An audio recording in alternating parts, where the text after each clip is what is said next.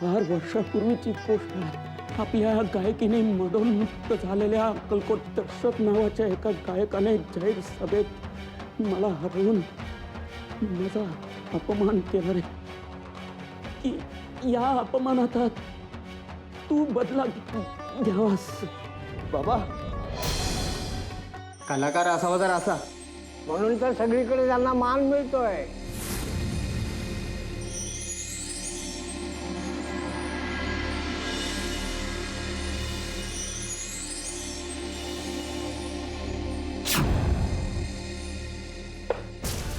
चाकू कोणी मारले? अहो चला तुम्ही आतमध्ये चला पहिले. चला चला आतमध्ये चला चला तुम्ही दोघं.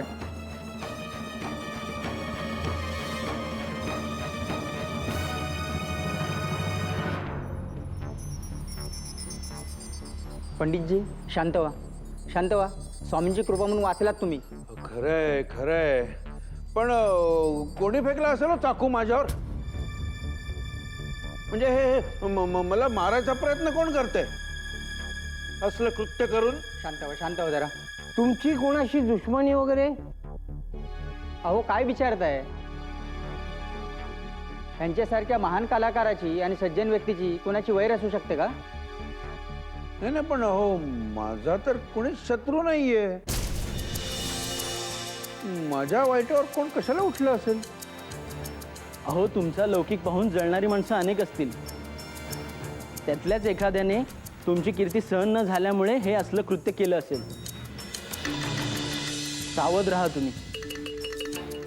अहो पण कोणी जळण्याचं कारणच काय? आणि कोणीही असं कशाला करेल? मला आव्हान देईल गाण्यामध्ये? मग एखाद्या वेळी अशी एक व्यक्ती असेल की ती तुमच्यामुळे दुखावली गेली असेल.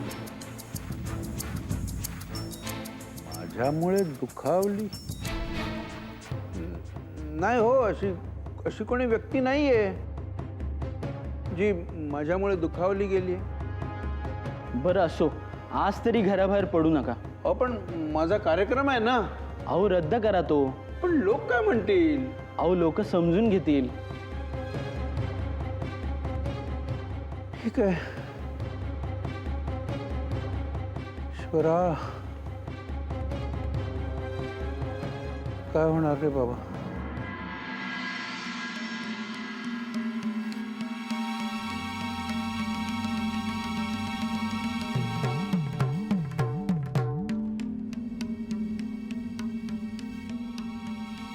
अशोक,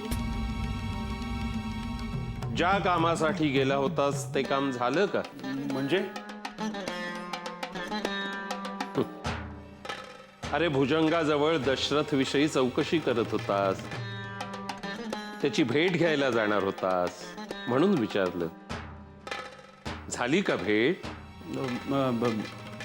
नाही स्वामी, तिकडे गेलोच नाही मी. बरं बरं, आमच्या सान्निध्यात तुझं मन रमतंय का? हो स्वामी, तुमच्या सान्निध्यात कोणाचं मन रमणार नाही. आमच्या सान्निध्यात मन रमतं आणि मनाची मशागत सुद्धा होते. तुझ्याही मनाची मशागत होईल नव्हे, त्या मशागतीची सुरुवात देखील झाली. नाही म्हणजे स्वामी, मी समजलो नाही. कळेल, वेळ आल्यावर कळेल. बरं स्वामी, मी माझ्या खोलीत जातो.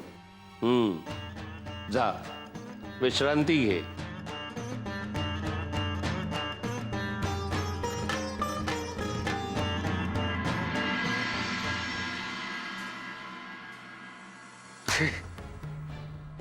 एवढी तयारी करूनही प्रयत्न फसला. थोडक्यात वाचला तो दशरथ. माझ्या बाबांची एकही इच्छा मी पूर्ण करू शकत नाही.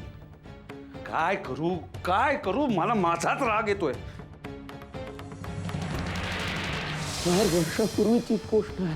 आपल्या गायकीने मदोन्मुक्त झालेल्या अक्कलकोट दर्शक नावाच्या एका गायकाने जाहीर सभेत मला हरवून माझा अपमान केला रे.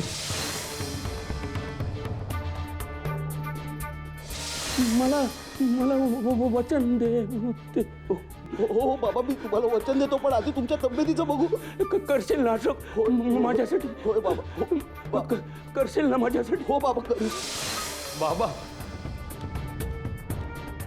नाही नाही, असं उदास होऊन चालणार नाही. माझ्या बाबांची इच्छा मी पूर्ण करणारच.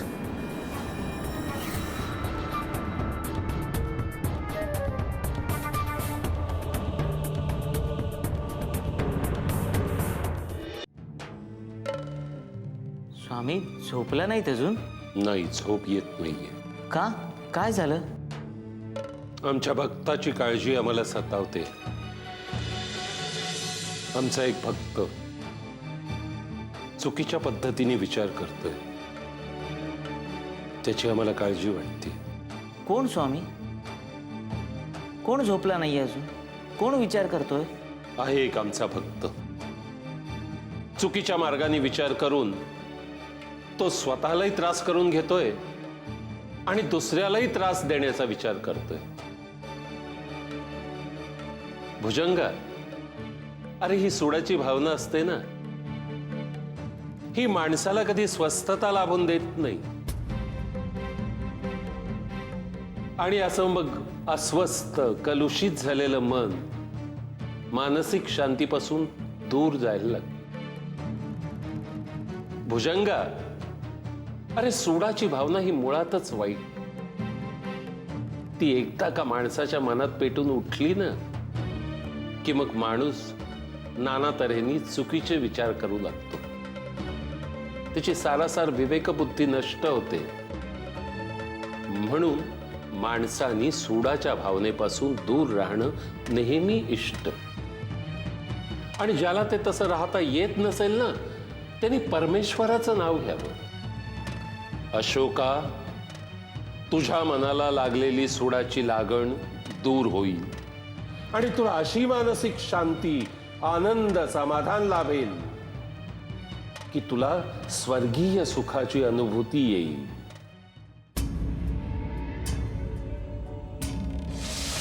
मी आयुष्यभर नाही विसरू शकणार की या अपमानात तू बदला घ्यावास. हो, आणि हीच माझी शेवटची इच्छा.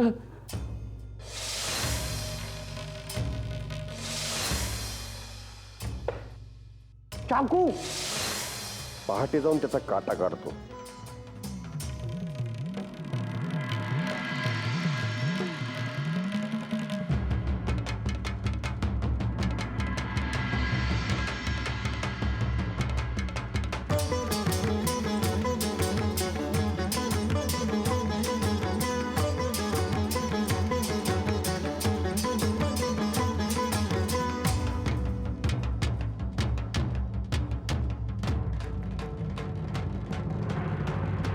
जा अशोक, जा.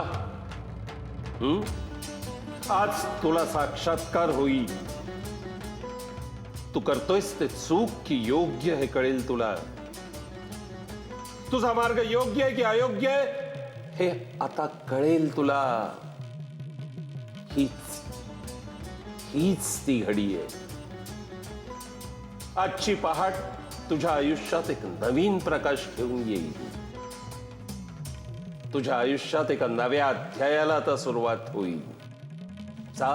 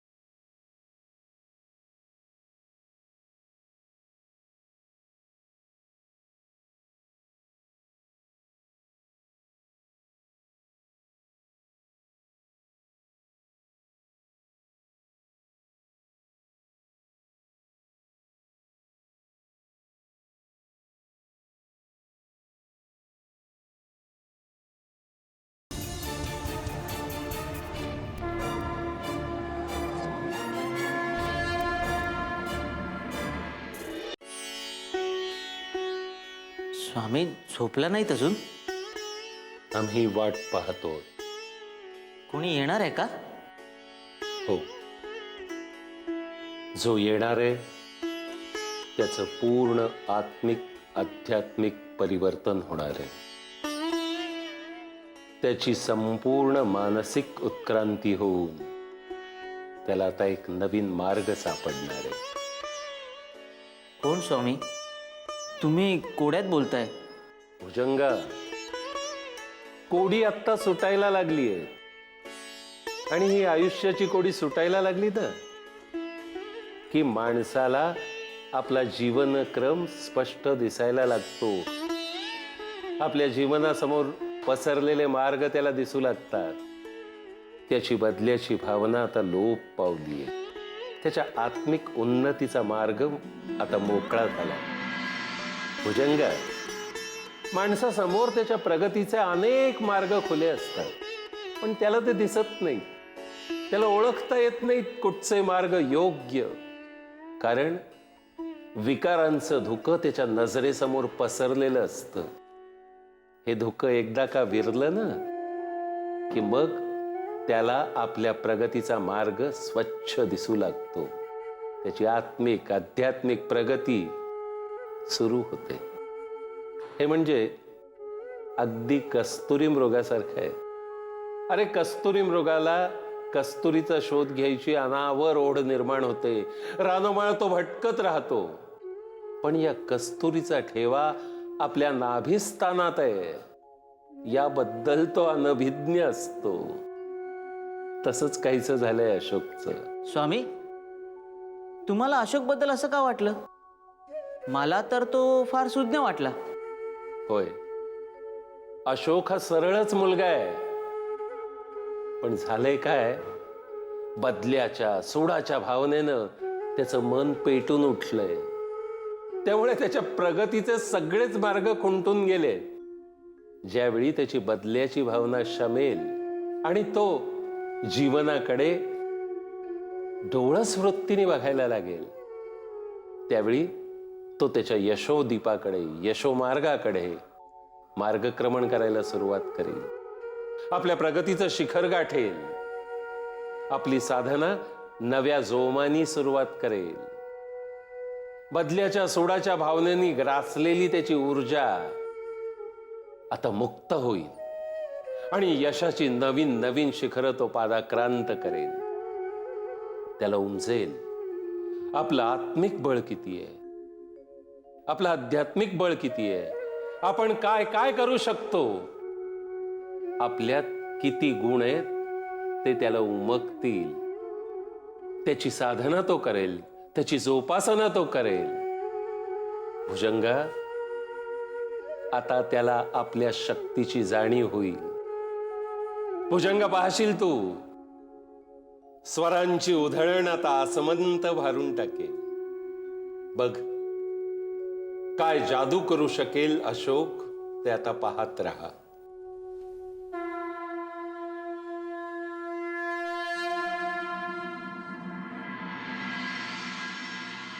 स्वामी,